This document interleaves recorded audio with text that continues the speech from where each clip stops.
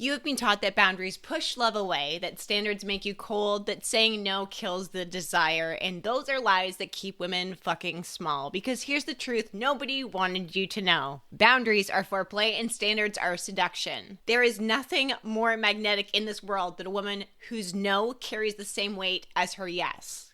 After abuse, you forget that. You have learned to over-explain, over-give, over-care. You trade your self-respect for proximity. You start performing for love like it's a paycheck that you have to earn. But the woman that you're becoming, she doesn't audition. She does not apply for affection. She is the fucking standard.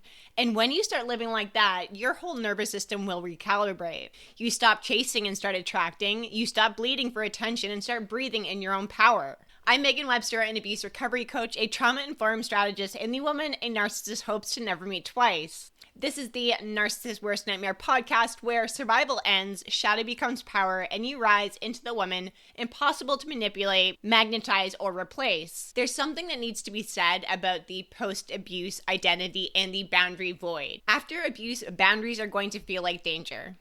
Your body equates conflict with collapse. You spent years smoothing over moods, rescuing rage, calculating safety by somebody else's silence. So when you finally try to set a boundary, your body panics, your throat tightens, your hands shake, and your mind whispers, I am going to lose them. That's not truth, that's conditioning. It's not just emotional, it's physiological. Your nervous system has been trained to think chaos equals connection and quiet equals threat. A client once told me that every time she tried to set a boundary, she felt like she was suffocating. And I asked her what the suffocation felt like. She said it was familiar and it felt like home. That is what abuse will do to you. It wires your body to confuse danger with belonging. My own version looked like this. I would feel the shift in the air before the argument even started. The tone, the pause, the way his eyes went flat. I learned to predict it, to fix it before it exploded. So when I got out and someone treated me with steadiness, my body didn't relax, it braced. As a reformed people pleaser, saying no and that being the whole sentence was very new to me. So when I say that to somebody that I care about, part of me felt like I was betraying him, even though my past was long gone.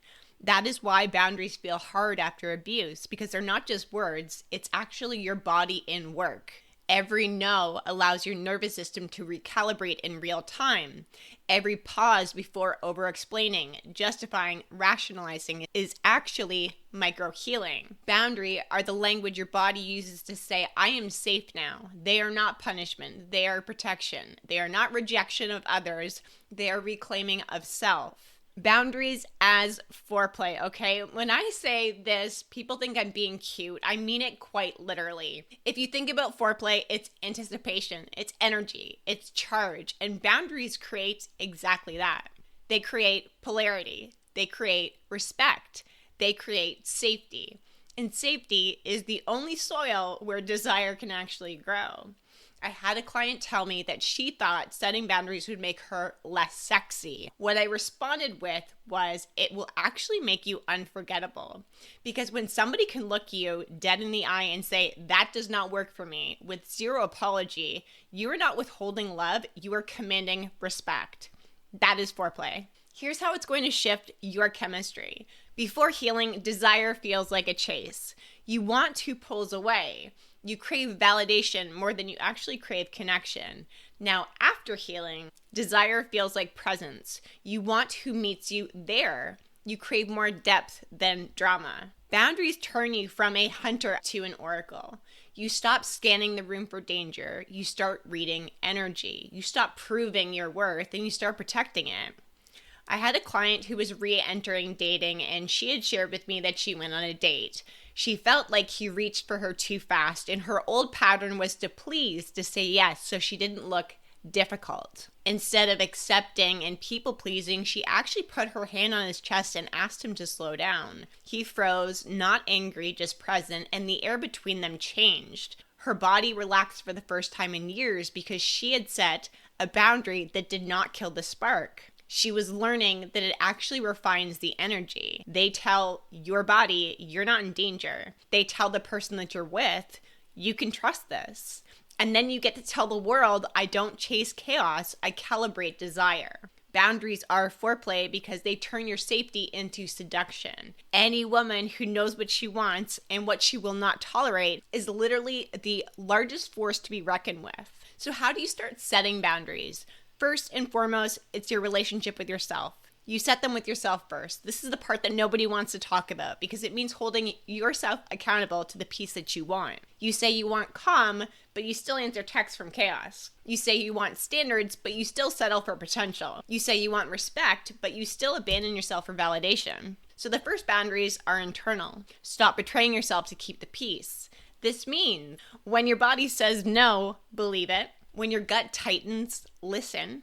When your energy drops around someone, that's data, not coincidence. You are able to start practicing micro boundaries, pausing before you say yes, noticing when you justify things that don't sit right, refusing to apologize for things like needing space, because boundaries with others mean nothing if you are still violating your own. Now, once you have built your internal safety, you extend it outwards. You teach people how to treat you by how you treat yourself.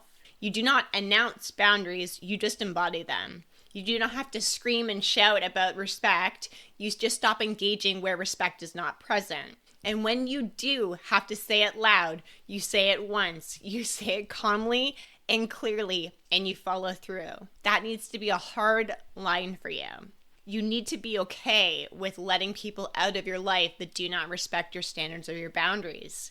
This is how you start setting them at first. It is in silence, then in structure. Let's talk about why standards are sexy, because this is the part that actually triggers most people. Everyone says they have standards until it's time to enforce them. But standards are not a cute checklist. They're not must be 6 foot, emotionally available, text back fast. Standards are an energy. They are a frequency, and you hold that so consistently that anything that falls beneath it burns out before it ever reaches you.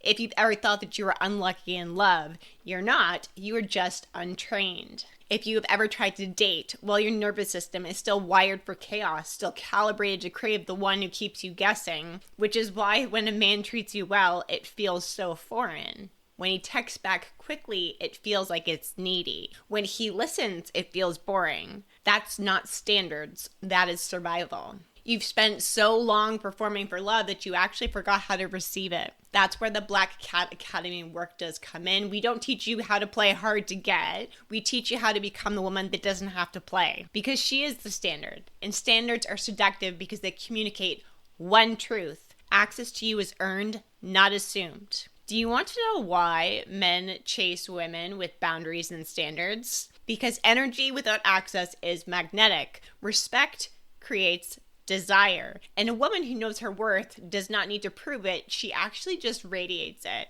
I had a client who was a chronic overgiver. Every man she dated was this project. She'd pay for dinners, she would listen to trauma dumps, and babysit their potential. On our calls, she'd end up crying, drained, wondering why nobody ever showed up for her. When we started working together inside of the Black Cat Academy, I told her, you don't actually have a man problem. You have a standards problem that's affecting your picker. She did not believe me until she started testing it. She stopped chasing. She stopped initiating. She stopped explaining her boundaries. And one night she sent me a message in Telegram after a date. She said, Meg, he paid the bill. He walked me to my car. He asked me if he could have a kiss. And I said no because I wasn't ready. She said that he responded to her no with, I respect that, and left. She finally felt calm and secure in her boundaries and standards while dating. And this is what standards do, guys. They filter the world for you. They separate the boys who want your body from the men who can hold your energy. Here is a savage truth. Standards do not scare real men. They reveal fake ones. You are not intimidating. You are calibrated. When you are living by your standards, you stop applying for the role of the worthy woman.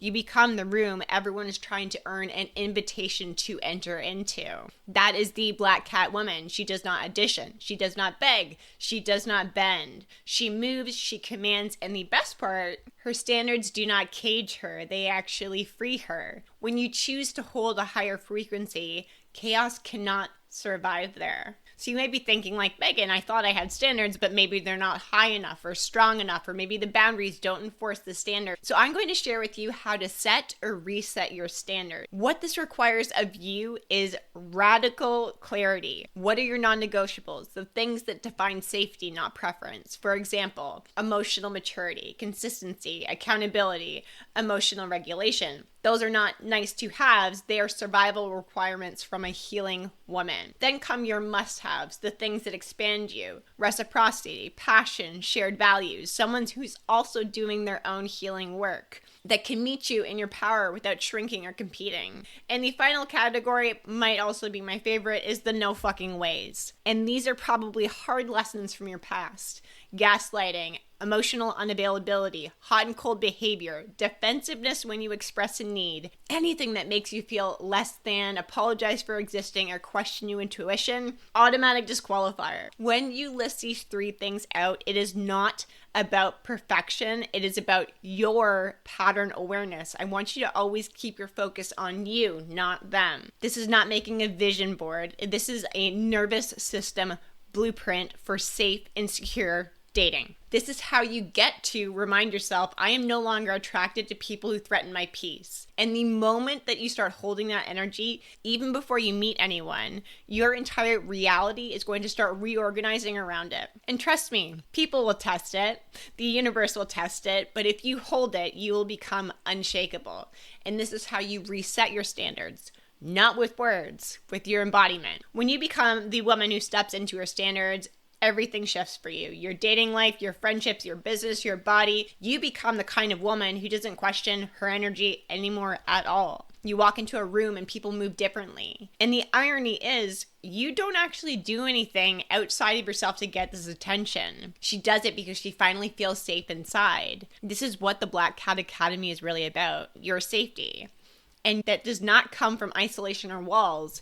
It comes from a place of very deep self-trust. You stop needing men to validate you because your body already does. You stop begging for closure because you learn how to self-regulate. You stop mistaking consistency for boredom because your nervous system has finally learned what peace feels like. The Black Cat woman does not love less, she loves smarter. She doesn't close her heart, she locks her door. She does not do this to punish, she's actually protecting herself. And when you have standards that match your self-worth and boundaries that hold your body sacred, that is desire deeply rooted in discernment. Healing does not make you less sensual, it makes you more powerful. When your nervous system is healed, your pleasure is actually a lot deeper. When your standards are high, your attraction is cleaner. When your boundaries are clear, your magnetism is undeniable to anybody around you.